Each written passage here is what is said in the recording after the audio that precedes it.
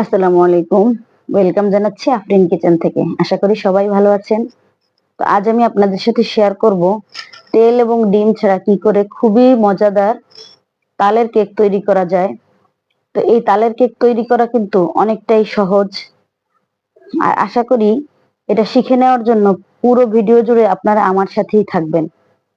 দেখেন, এটা কিন্তু ভিতর থেকে যেরকম ফ্লাপি হয়েছে আর খেতেও কিন্তু অসম্ভব মজা হয়েছে, আর দেখতে তো অসাধারণ। তো আপনারা যদি আমার রেসিপি ফলো করেন তাহলে কিন্তু আমার মতোই খুব মজাদার ভাবে তৈরি করে নিতে পারবেন। তাহলে এর জন্য প্রথমে আমি শুকনো চালের গুঁড়া দিচ্ছি 1 কাপ। সেই সাথে 1/4 চা চামচ দিয়ে দিচ্ছি বেকিং সোডা এবং 1 চা চামচ দিয়ে দিচ্ছি বেকিং পাউডার। এখন আমি খুব সুন্দরভাবে এটাকে চেলে নিচ্ছি, যাতে করে এর ভিতরে যে দানা দানা অংশগুলো থাকে সেটা আলাদা করে নিতে পারি। তো যে এগুলো কিন্তু আমি ফেলে দিব। আর এখন এর সাথে আমি দিয়ে দিচ্ছি 1 টেবিল চামচ কর্নফ্লাওয়ার। তো কর্নফ্লাওয়ারটা দেওয়ার কারণে কিন্তু ভিতরে খুব সফট হয়ে যাবে এবং খেতেও খুব মজা হবে। আর সেই সাথে আমি অ্যাড করে নিয়েছি 1/4 কাপের মতো চিনি। তো আপনারা যদি কেউ আরো বেশি মিষ্টি খেতে চান তাহলে পরিপূর্ণ 1 কাপ চিনি অ্যাড করবেন। এর থেকে বেশি চিনি দেওয়ার কোনো দরকার নেই, যেহেতু তালটাও মিষ্টি।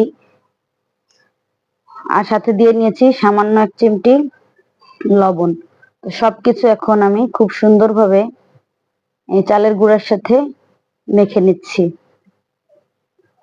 তো একটু সময় নিয়ে খুব ভালোভাবে এটাকে মেখে নিতে হবে, যাতে করে তাল এবং চালের গুঁড়া খুব সুন্দরভাবে একত্রিত হয়ে যায়।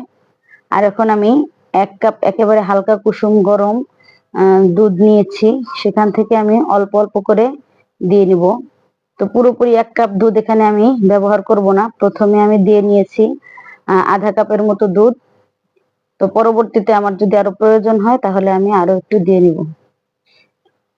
তো এই তো এখানে আমি আরো 3 টেবিল চামচের মতো দুধ অ্যাড করে নিয়েছি, যাতে করে বেটারটা একেবারে কেকের বেটারের মতো হয়।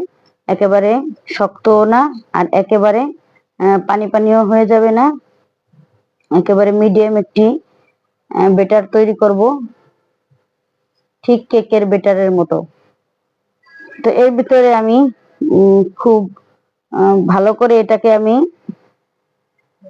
গুলে নিব, যাতে করে কোনো দানা দানা না থাকে। এখন আমি কুচি করে রাখা নারকেল প্রায় 1/4 কাপের মতো আমি এর সাথে মিলিয়ে নিচ্ছি।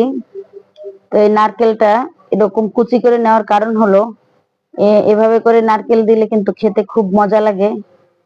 এটা খাওয়ার সময় একটু দাঁতের তলে পড়ে, তো খেতেও কিন্তু মজা হয়। আর কেউ চাইলে কিন্তু আপনারা কোরানো নারকেলও ব্যবহার করতে পারেন, কিন্তু আমার কাছে এভাবে খেতে মজা লাগে, তাই আমি এভাবে করে নিয়েছি। পরবর্তীতে এখানে আমি 1 চা চামচের মতো তেল একটি বাটির ভিতরে দিয়ে খুব সুন্দরভাবে মেখে নিচ্ছি।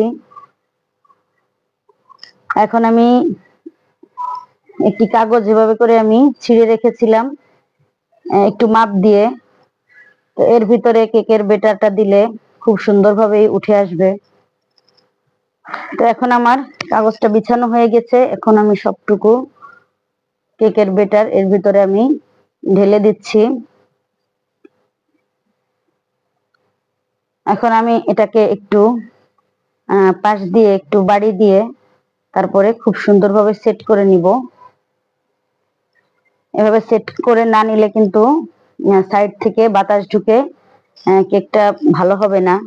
আর উপর দিয়ে আমি আরো কিছু নারকেল দিয়ে দিয়েছি, এতে করে দেখতেও সুন্দর লাগবে, খেতেও মজা হবে।